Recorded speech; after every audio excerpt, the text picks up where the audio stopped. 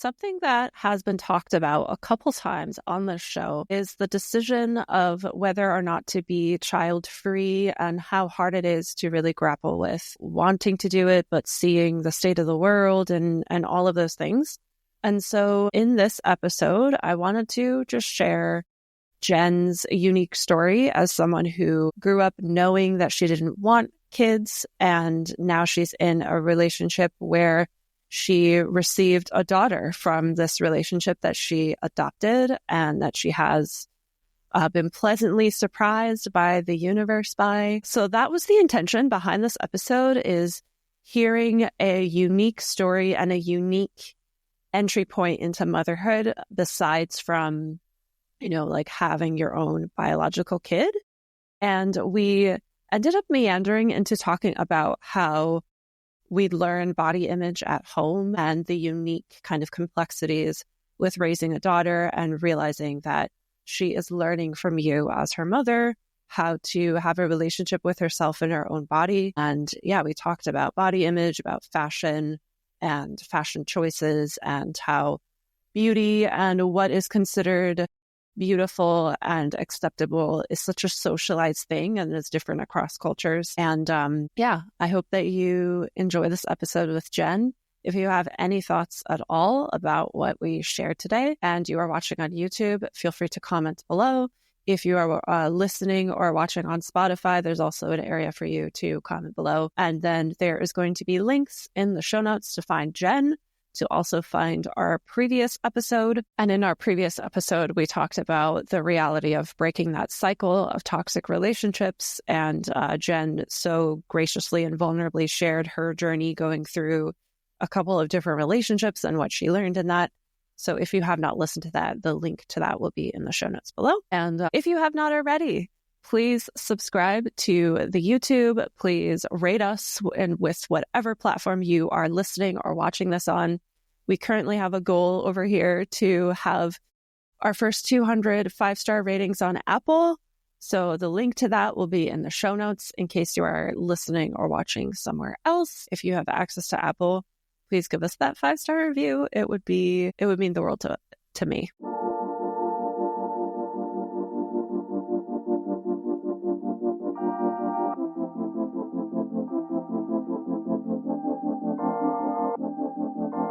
Welcome to Openly Spoken, the podcast to help you show up, speak out, and be seen in healthy relationships. On this show, we talk about self-love, sexuality, relationship tips, including ending the cycle of toxic relationships, and healing and thriving after heartbreak. Hi, I'm your host, Celia, and I am a certified sex, love, and relationship coach, helping ambitious women with a history of toxic relationships feel deeply connected in healthy love. These are such important topics that every woman deserves, so if you could leave this show a rating and a review on Apple Podcasts or Spotify to help more women find this, it would mean the absolute world to me. Thank you so much for being here today. Now let's dive into the show.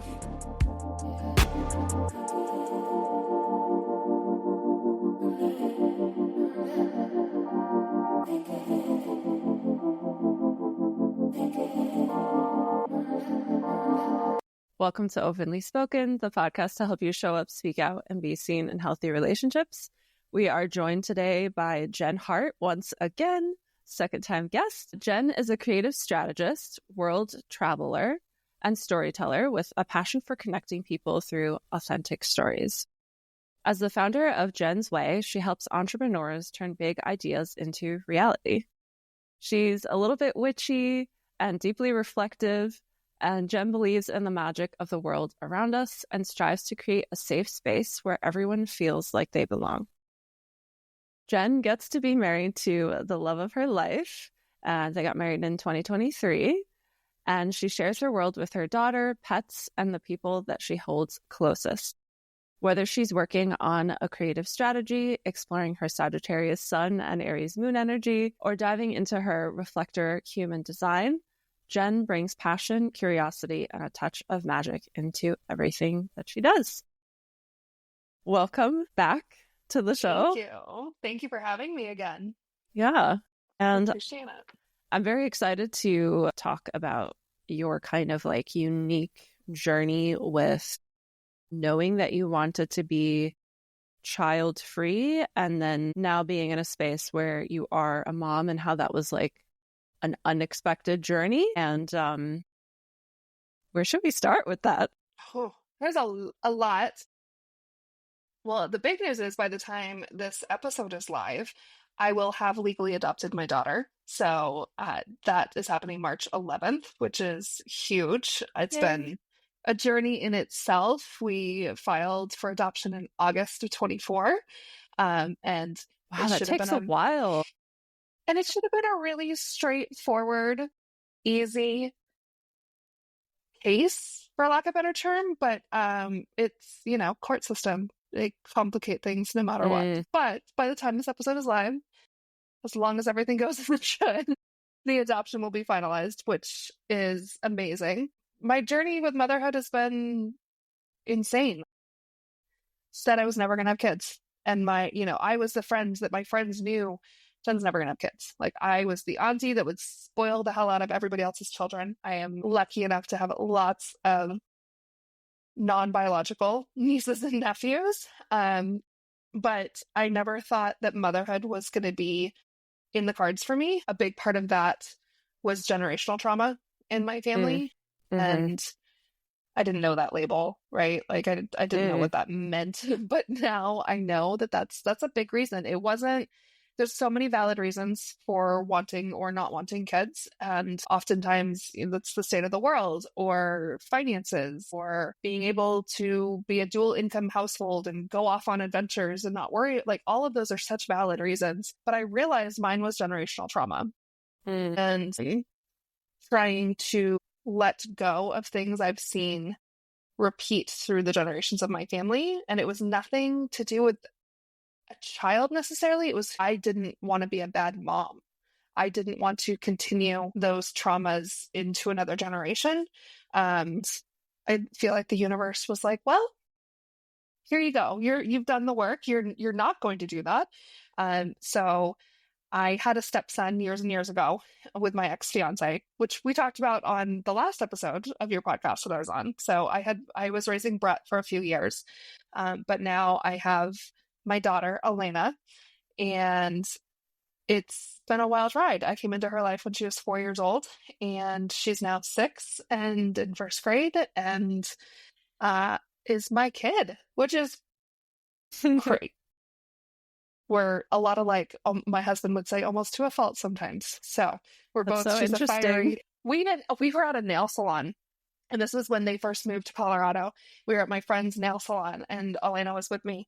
And this woman was like, oh my gosh, your daughter is like your little twin. And it was so and we do look alike, which is so funny. And I was like, oh, thank you so much. But we are not biologically related at all. But she looks like me and acts like me. She's a fiery little Leo and I'm a Sagittarius. So that's got its own adventures. I love it. Yeah. And 4 is such a magical age, and even 6 is such a magical age. I used to work with kids. I don't have kids. Yeah.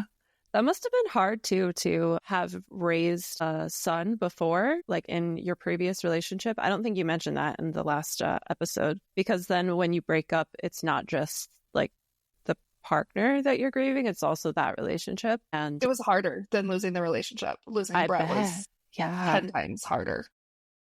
Because it's not their fault that you're like not a part of their life anymore. That you have to have boundaries, Yeah. And I tried to, and I will say I did not have healthy boundaries. And I tried to stay in his life it was a couple years until we had like a real falling out with his biological mom. So I haven't spoken to any of them in almost 3 years now. And I just know that I'm hopefully a happy part of Brett's story as he gets older. And I'm thankful for that chapter. But man, it is a hard part bringing you back to dating someone with kids and getting really, really attached, especially when you think it's going to be forever. And Brett lived with us full-time part of the time, lived with us part-time some of the other time. But, I set up his preschool and I set up daycare for him and I did all of these things. And I honestly said I was never going to do it again. Was not going to even go down that road. But really, came down to that RJ and I are in such a healthy relationship and the support there. And a lot of the struggles I had when I was in Brett's life were a lack of communication in my relationship that trickled down, whereas RJ and I truly are a team. So I'm greatly thankful. It makes, because parenting's not sunshine and roses every day by any means. I bet. But there's a quote that I love. I don't even remember. I think it was like an Instagram meme that I read, and it said, "Parenting is only hard for good parents." And or my because best you friend care. and I, exactly. If you care about if you're a good parent or not, then you're a good parent. That doesn't mean you don't make mistakes. That doesn't mean you don't yell or you don't do something you wish you hadn't done. But simply caring of whether or not you're a good parent, you're a good parent. So I'm curious, if you knew you wanted to be child-free, how did you end up dating someone with kids? Were there any hesitations in the beginning of the relationship? Did you maybe not know that he had a daughter? How did that happen?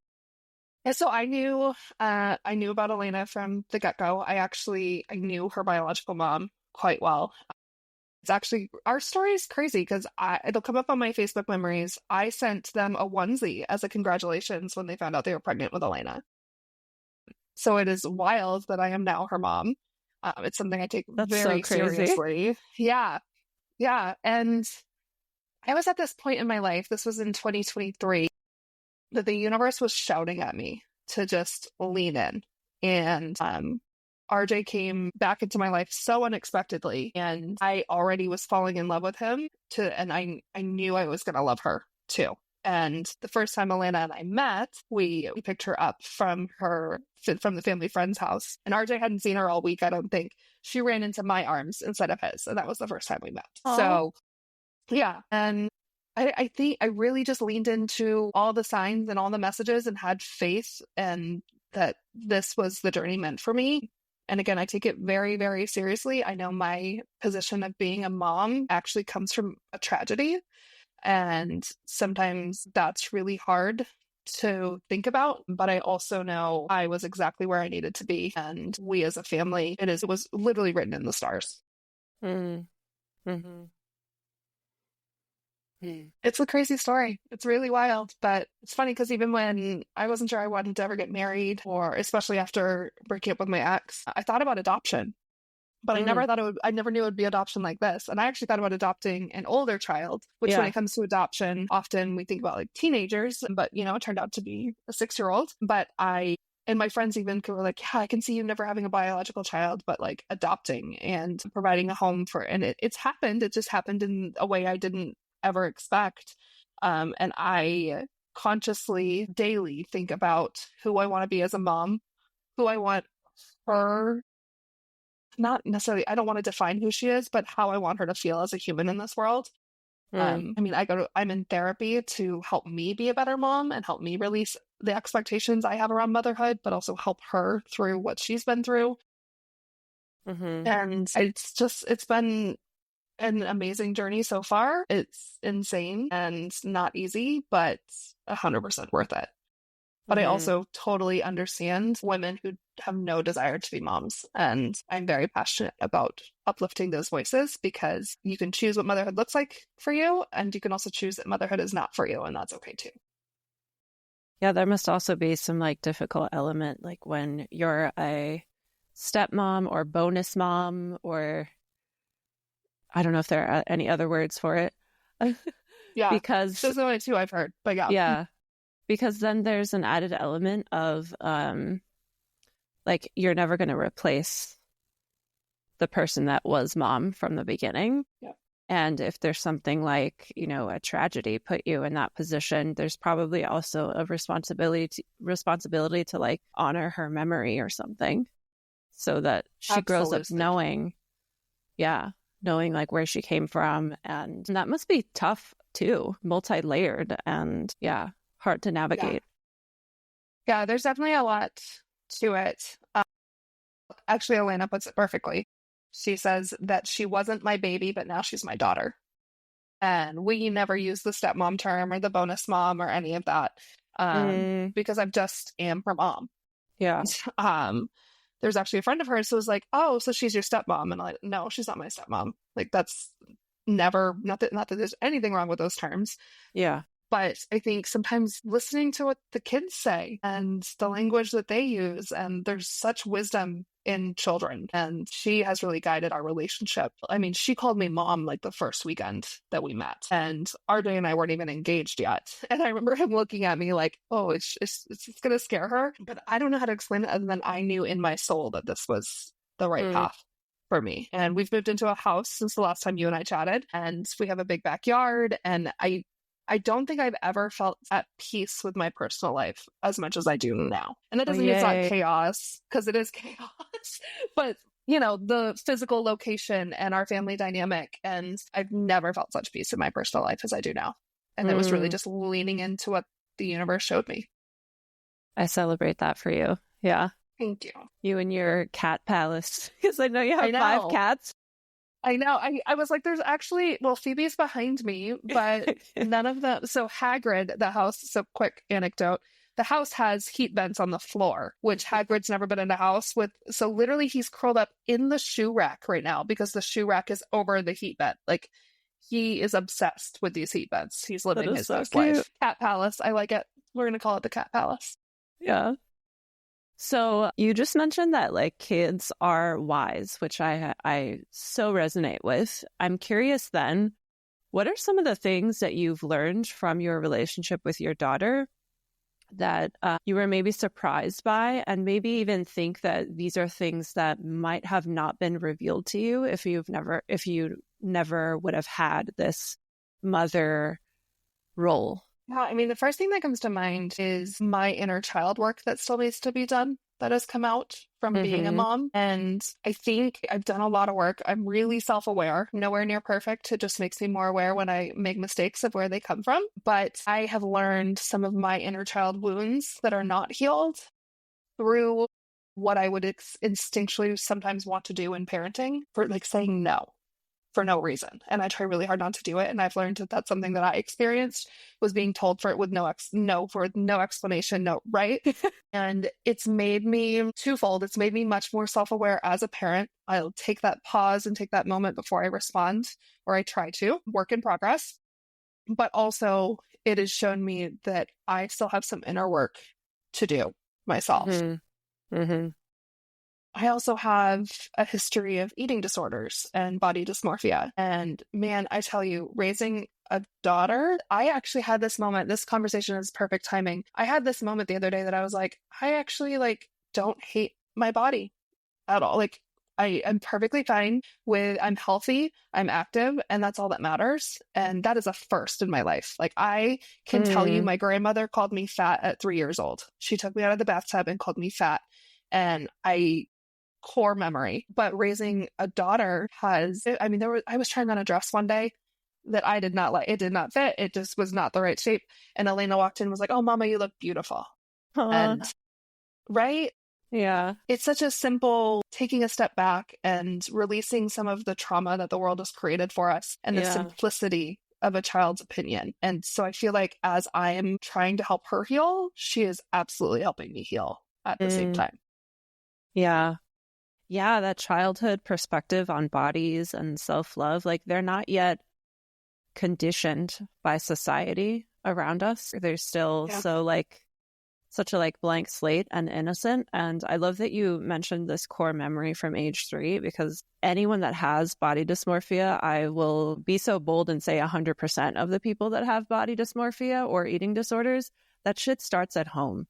By things that are said to you about your body when you're young, and just like a sponge absorbing everything from the outside world. And and that can go into generational trauma too, because when our moms don't feel great about their bodies, like they're more likely to make comments about, and it just trickles down from, the mother line. And that definitely runs in my family as well too.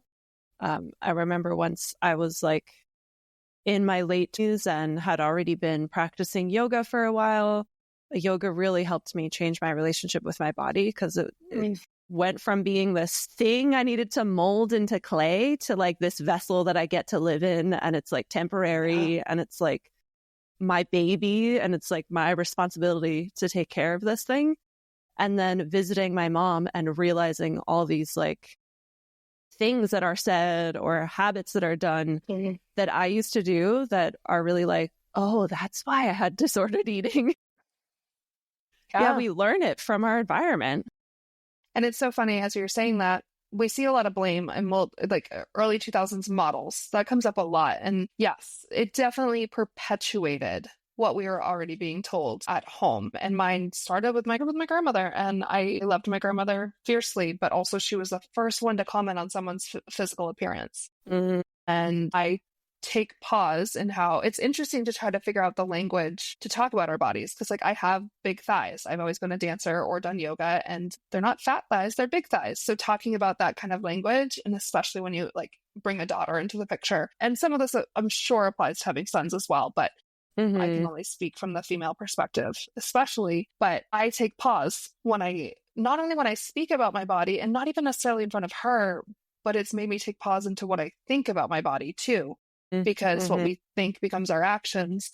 Even that slight pause can make such a shift. And if I can do anything to stop it's much more than just generational. It's almost like this pandemic of people, of women, generation after generation, just having this almost hatred for our bodies that are, it's, as you said, it's our soul gets to reside in this physical, beautiful thing, and we've been conditioned to judge it. When we got engaged, when I changed my Facebook status to engaged in May of 23, I immediately was inundated. And I will, from a social media perspective, I was impressed by their ad targeting, right? But as a human being, it was endless weight loss, get skinny for the day, look your best on your, like, yeah, I forgot about that. Yeah, people lose weight to fit into their wedding dress. I don't know. And the first time I was engaged, I wanted to lose weight. I wanted blah, blah, blah. This time I was like, no, like I want to look at my wedding pictures in 10 years and still feel like me and not, man, I was so much skinnier that day. Like, no, thank you. No. Yeah, no. But I was shocked by the immediate market targeting done by Facebook and Instagram ads as soon as it was within minutes of me changing it to engaged. Wow. Yeah. Yeah, when we can let go of that conditioning and that type of thinking, oh my God, it's like an exhale, or like, I was going to say like a burp, like it's like a relief. Yeah. Because you get to just exist without like worrying about sucking in your stomach or like getting the right angle for a photo. Like there's so much of life that we miss out on when we're so fixated on that stuff. And when we can just exist in our bodies and realize that, you know, the size numbers on clothes has nothing to do with our worth, has nothing to do with our beauty. And I mean, first of all, too, sizes are different across brands. That's like a huge thing. And it's interesting to look into the psychology of that, because like in places like in Asia, I think the phenotype there, like people are a little bit like, I guess, smaller boned or something. And so a size that would be like a size 0 here is like a size 4 there. Because to them, it's like, I'm like, I have some curves or something like that. But like over here, they'll take like a size 6 and label it as a size 2, because the psychology behind it is like, oh, the size 2 fits me, I'm going to buy it then. Like it adds that,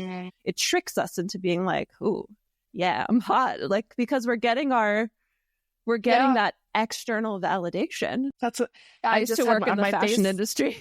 Yeah, I had in my Facebook memories, I had 3 pairs of size 12 American Eagle jeans. And so this is probably 10 years ago that I posted it. And they were significantly different sizes. Like, and I remember when I put on the new pair and it didn't fit, I started to spiral. And then I pulled out my other 2 pairs that were easily an inch bigger, but they were labeled as the same size. So this whole, I mean, I was a size 0 in high school. That's when I struggled with anorexia.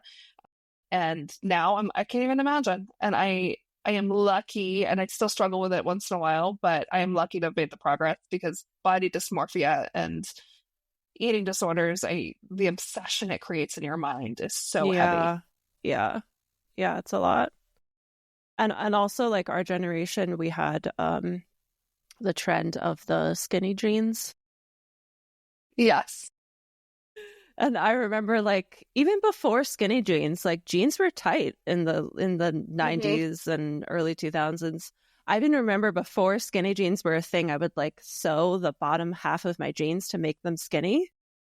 Because, you know, you're looking at like the 80s for inspiration at that time. For like, that's at least where it was in the community I lived in, like the 80s were in. And then as I got older and there was a little bit more looser styles, I'm like, oh my God, yes, my legs don't have to feel like sausages anymore, like really in these like sausage casings. And it's the jeans very... were so low too, like add on to like, you know, God, yes. like 3 inches below your belly button if you're lucky. No, I used to wear leggings underneath the jeans in high school because they were so low that it was like I would have to like shave so much to like wear the jeans without anything showing that I didn't want showing.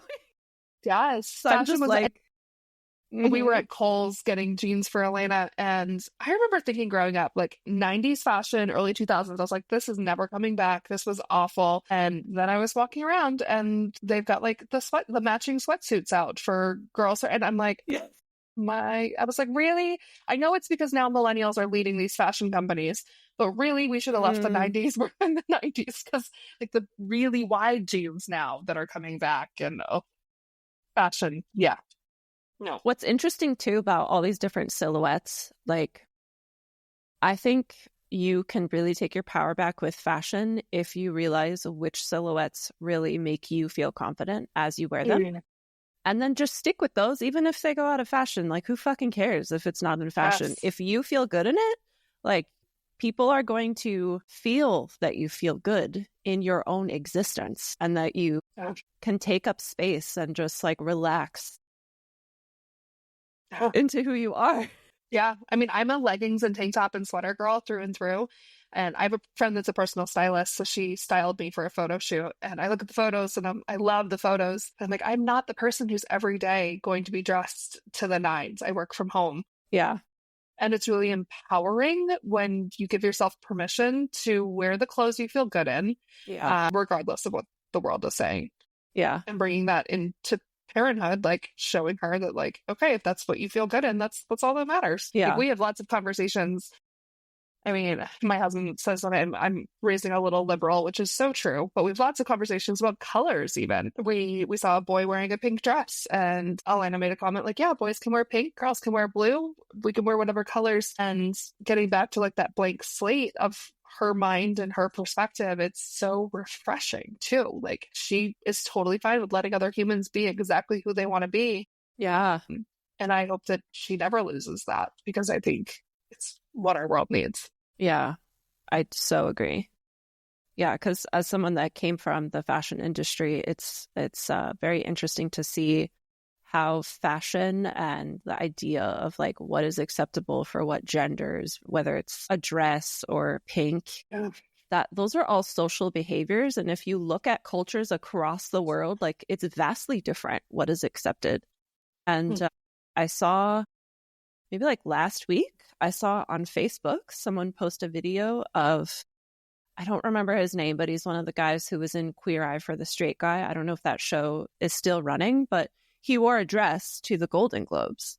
And there were so many comments where people were like saying how that's disgusting and how he's not a man. I wrote in the comments, I had to say something. I'm like, it's very interesting reading these comments and seeing how literal fabric triggers people so much. It's fucking fabric. Right? Like, who cares? I remember when I graduated high school in 2007, and I remember when it was a big deal when the guys started wearing pink polos they were like Hollister polos. I remember and that was such a big deal. And it's a color. Who has decided that pink makes you feminine and real men wear pink was like the saying. Yes. Yes. Yeah. And, I can't imagine my husband wearing pink because it's just not who he is, but who cares? Like, yeah. I was never the girly girl. Orange was my favorite color in high school. My room was all orange. I was never the pink and purple. I liked frilly dresses when I was really little, but let the humans wear them what they want to wear. Let people feel good in what they decide to walk out the door in. And it's none of like, I'm reading Let Them by Mel Robbins right now. I don't know if you've read it, but it came No. out late. I'm listening to it Write on it down. Audible, and she self-narrates, and I always love when like self-help nonfiction books are self-narrated. But it's basically this idea of just let people be who they're going to be, let them do what they're going to do. And she takes it to a second part of like, let me. So it's let them and let me.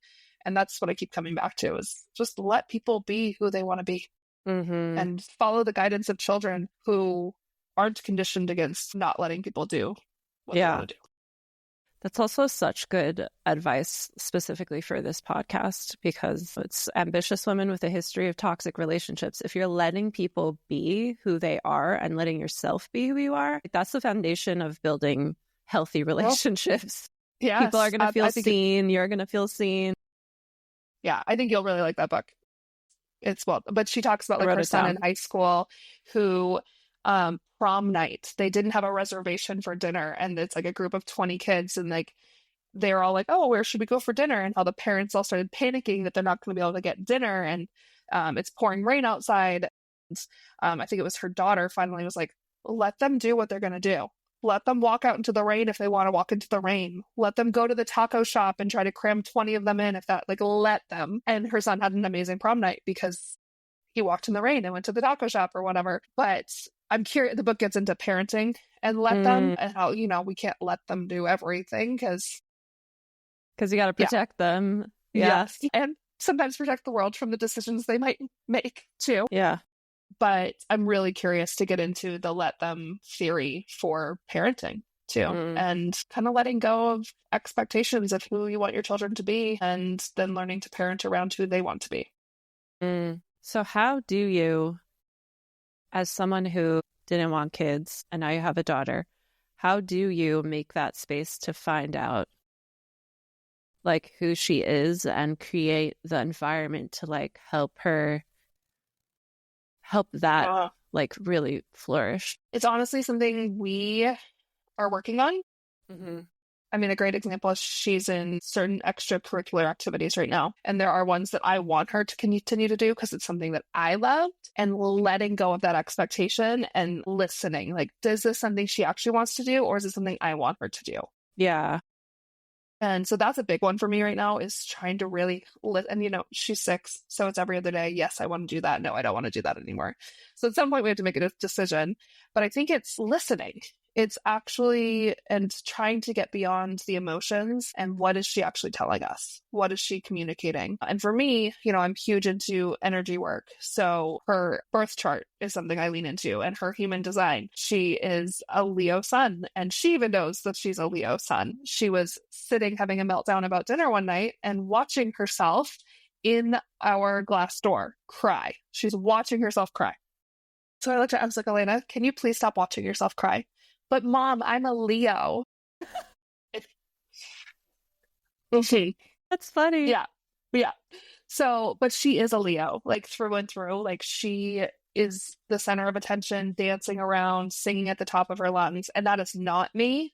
I have a lot of Capricorn in my chart. I'm much more reserved. My husband is also, he's a Virgo, so we're a little bit more grounded a lot of times. So letting her lead us in who she is, letting her dance around. And, you know, I try to step outside of my comfort zone and have dance parties in the kitchen, and because I know those are things that bring her joy. But I think just listening to what they're actually trying to communicate, and that's not always clear.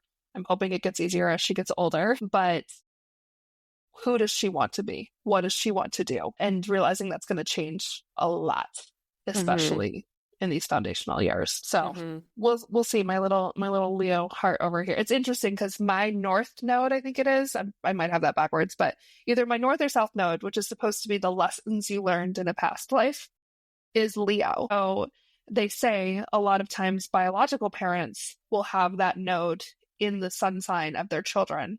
So it's basically like their kids are presenting to them what they have learned in a past life. So the fact that she's not biologically mine, but our charts are intertwined like that, is also really fascinating to me. So she allows me to bring out that more fiery center of attention that makes me a little uncomfortable, but I get to do it with her. I think it's called South Node if it's the past, and then I think North you're Node right. I is think what you're heading towards. that would make sense. Yeah. I don't know too much about my chart, but I only know this because my South Node is Leo and my North Node Funny. is Aquarius. Mine might be the same. Yeah, I can't remember what my North Node is. I Yeah, think right? Because they could only... it can only be like Yeah. one Because possibility they're or something. opposites. Yeah. Right? Yeah. Yeah. Oh, that's funny. All this talk about astrology, though, has me wanting to say something that I hope isn't like, I'm like, oh, it feels edgy to say. So I used to be way more into astrology.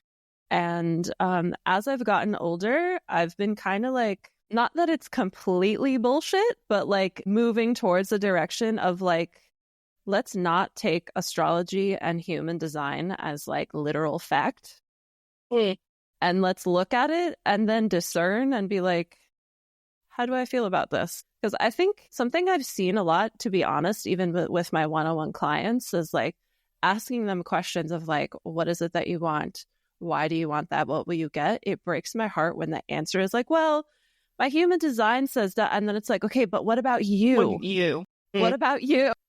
Mm-hmm. Yeah, I just had a conversation kind of similar, like using astrology as a guide maybe for self-exploration. But a great example, and I can't remember the sign right now, but Elena's Mercury sign, which is the way we communicate. My husband and I were reading, I can't remember what sign, but it doesn't fit her at all. Like 0. And I almost think she's a Leo in Mercury. I don't remember. But we both were like, oh, that doesn't fit at all. And like, that's okay. Instead of trying to shove her into fitting there, like, how does she actually communicate? For me, my human design helps me feel seen because I'm a reflector, which is very rare. But I would struggle with feeling overwhelmed in spaces with a lot of different energies. And when I learned about being a reflector, it aligned and it helped me feel seen. But like, I'm a Sagittarius sun. And besides the fact that I love to travel, I don't feel like a Sagittarius sun. And that's okay too. What's your moon sign? Because isn't that one supposed to be like what you really are? I'm an Aries moon. Okay. And Aquarius rising. So I think it's an interesting guide, but it doesn't define who you are. It can help you understand who you are if it fits, but exactly what you're saying. And it's also not an excuse for who you are. That's something that I read about too. It's like those memes that's like, sorry, I'm being a bitch, but the moon's in Virgo right now. Or my daughter's sitting there watching herself cry, but I'm a Leo. Okay, well, we're still not going to sit and watch ourselves cry instead of eating dinner. Like, yes, you are a Leo, but we still have to function as a human too. Yes. So I think it's all tools, but none of it is like an end all be all either. Yeah. Yeah. I think these tools are meant to like point us to our intuition, to be honest. Like, that's what I think these all are. And because it's like, but maybe that now I'm like, but maybe it's because of my human design. What is your human design? When I first found human design, I also was like, oh, I'm very seen. I feel very seen. But then I'm like, this is a huge rabbit hole. I don't have time to like really dig into it, but I'm a generator and I know that my strategy is to respond. So maybe like what I just said is like, when you read it, what is your intuition? Because I resonate with that I need that input to respond to something. Like I could be watching a video about a specific topic and then I get some inspiration about something completely different just because of one word they said. Yeah. Yeah, that makes sense. I love human design. So anybody listening who hasn't explored human design, but it is a rabbit hole, as you just said, because there's a lot to it. Like I'm a 6-2 reflector. And I said that to a friend the other day and she's like, oh, I don't know anything about 6-2s. And I was like, yeah, I don't really either. Yeah, there's all these like whole nother world and open centers and closed centers. And I'm just like, okay, no, like I'll let the experts do this, but I'd rather go down a rabbit hole of like learning about sociology and psychology and sexuality. Like that's my thing. And I think that's the beauty of being human is like you get to find what is that thing that you really love to absorb knowledge from and like really immerse yourself in. Yeah. I feel like this conversation has really derailed from becoming a stepmom. But it's all been amazing. Yeah. I mean, I can tie it all back to Elena, but yeah. Yeah. From fashion to astrology and human design. Yeah. It's fine. Yeah. It's fine. Everything's fine. But I mean, I think all of like knowing hers has helped me start to explore who she is. Back to kind of what you're saying, it doesn't define her. Um, though being a Leo sun is the most spot on. She's August 15th, and I'm like, she's the most Leo I know. And I know a lot of Leos, but it doesn't define who she is. It's just a tool in helping us understand how to help her be the best person she can. And she gets to decide what that means.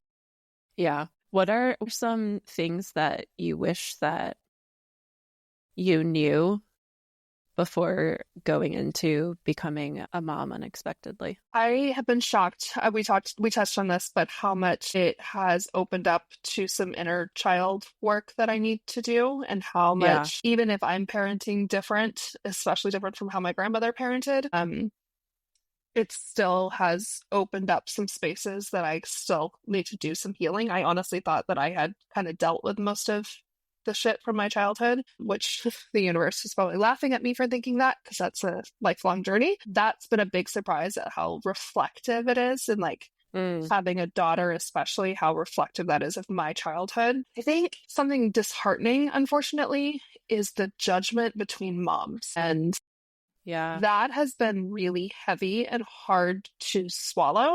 For instance, I am self-employed. I work from home. I was part-time in an office up until July, but I am 100% at home. And so I will get comments on how much easier it is for me when Elena has days off from school, because I work for myself. I can just not work that day. Well, no, my clients still have expectations of me. I still have expectations of myself and my business. I have gotten smarter that, like, spring break week, that's a great example. I have it blocked off my calendar for meetings. Nobody can schedule a meeting with me. Then I can take meetings that I need to, but I know I have the space to spend with her. And yes, I am lucky that I can make that choice. Absolutely. Yeah. But every version of parenthood is hard, no matter what. A great one, my husband is blue collar. So last year he was working up in Vail, and it was supposed to be a 1-week project. Now, 1 week single parenting is hard no matter what, even though I have Elena primarily during the week. Still, he's my person, so I get that decompression just from having time around him. So 1 week was hard to begin with, but survivable. And then it unexpectedly turned into almost a month that he was gone. And I got a lot of comments of, well, he's blue collar, so you should expect it. And at least you're self-employed, so you're home with Elena anyway. Yes, he is blue collar, so I know that can happen. And yes, I am self-employed. And it was really hard. It was really hard to be away from him that long, whether expected or not. It was hard to guide her through him being gone for that long, and us not knowing when he was going to be home again. The judgment of moms to moms. And you know, it takes a village, but it takes an empathetic village that it can't just be, it's not just a group of women, because you have to stay-at-home mom. And I mean, I could not be a stay-at-home mom. Like, major props to my friends who are stay-at-home moms. I think they're incredible. To the full 9 to 5 that's trying to balance that with motherhood. I don't know what I would do if I worked a traditional 9 to 5. And, you know, since November 1st, I has not had a single full week of school, either due to a holiday, a planned day off like today, or snow days or delayed starts. She has not had a single week since October that's been a regular schedule. And I don't know how someone who has a 9 to 5 deals with that. I know, right? At all. Yeah. But it's hard no matter what. And you have to find your empathetic village of other moms. And I wish that I felt like it was getting better, like that a new generation of moms, that we were being kinder to each other. But honestly, there's so much judgment in motherhood. And I knew that before, but man, do I feel it now. You just got to find your people. Just like with entrepreneurship, which is what I talk about all the time, you have to find your people that you can lean on, that aren't going to judge you when you're not, you know, I'm not a gentle parent. That's not me. And luckily I have friends that also are like, yeah, I'm not a gentle parent, because our children are spitfires. And if we try to calmly talk to them, they're just going to ignore us. But finding the people that align, or finding the people that don't align, but understand that your journey is different and that that's okay. Yeah. I would guess that that's getting worse, because it's like life is just, you know, harder now. And also life is harder. And I think women have a lot more freedoms than we used to. Like, it's easier than ever to just start an online business. So then if you are a mom who, like, okay, what I'm trying to say is motherhood is hard. But when you look at other moms and you see all these things that she has that you wish you had, then it makes you want to dismiss that it could also be hard for her. Like, it's like, oh yeah, like, I wonder if you run into like this kind of competition of who's having the worst time. I mean, really, yeah. It becomes like a who's suffering the most instead of like a parenting is just hard. Yeah. It's hard. And and yes, if you put it on a scale, you could say that somebody has it quote unquote easier one day than someone else. The comparison game, like I don't understand it. Like all we're all trying to do is raise good humans. Yeah. And that's no easy feat at all. Yeah. And then also, shit, there was a question I was going to ask and it like floated out of my mind. Hold on, wait, is it going to come back? I don't know. I think it's because I looked at the time and I'm like, oh shit, we're almost at an hour. So then it like floated out. Hold on, wait. It was important. Yes. Okay. Here it is. So speaking of like spring breaks and time off, what do you do as a mother to create that like space for yourself? Because as someone who's not a mom but has a lot of mom friends, one example is like summertime. Like there are a lot of my mom friends who like I won't hear from them all summer because their kids are off of school all summer and it's a lot. So I'm curious, how do you make space for yourself after a school holiday? Once she's, in school and you're like, I have the house to myself, how do you create boundaries around that? It's so funny because at first if she was home for a long weekend or whatever, the next day I would expect myself to just dive back into work. And I very quickly learned that is not healthy for me and it doesn't work for me because I am exhausted. I don't care if it's just a long weekend or if it's after spring break. So she'll be home for 9 days for spring break with the weekends. And thankfully, my schedule, I don't take client meetings on Mondays or Fridays. I do things like this, recording podcasts with other people. I do self-improvement courses or I just work. But especially Monday mornings, I have worked into my schedule to be a calmer space, no matter what. But I have learned that if it is a planned time off, that like the Monday after spring break, I will probably go for coffee with a friend or take the dogs for a long walk and do a very slow day to work myself back up to work because as an introvert too, I need to recharge. Like I need that space and time to recharge. And again, I'm lucky that I'm self-employed and I can take that space. But I think realizing that just because she's back in school doesn't mean that I'm back in work 100% and giving myself the grace of having a less productive, stereotypical less productive day is a good thing because the next day I'm going to actually be even more productive because I let myself reset. And maybe that's dropping her off at school and coming home and taking a nap or reading a book there was one day that I spent half of Monday reading a book and I was so productive the rest of the day because I just let myself do something that felt good for the first half. But giving yourself those spaces. So even if you work a traditional job, that Monday morning, can you go grab a coffee with a friend and go into work a half hour late? What can you do to allow yourself that reset from going from, 24/7 mom to, okay, we're back into work and mom. Like, what does that look like for you? I love that. I celebrate that you do that. And thanks for sharing that. Hopefully other people can do the same. So the last time I had you on, I asked you a couple questions that I ask every guest at the end. So since I've already asked you those, I'm just going to ask you one of them again in case your answer changes, because I think this is an answer that depends on the day of how people respond. And I've had guests who have been on the show like more than once and they've like said a different answer to this. So the question is, what does self-love mean to you? I think right now is a lot of what we were just talking about. It's taking space for the things that feel good. Something really hard for me has been learning that rest is productive. I'll be working late at night and my best friend will be like, Jen, you're not actually being productive at this point. You're too tired. Like, go to bed. Or if it's not late enough, go watch a show. Gilmore Girls is my favorite show. So I will throw it on and watch. Such a comfort watch. Yeah, right. And I don't need to pay attention to it because I've seen it, 20 times through. But I think self-love for me is taking rest when I need rest. And that's a work in progress for sure. And for the people who are listening, where can they connect with you and tell us more about your work?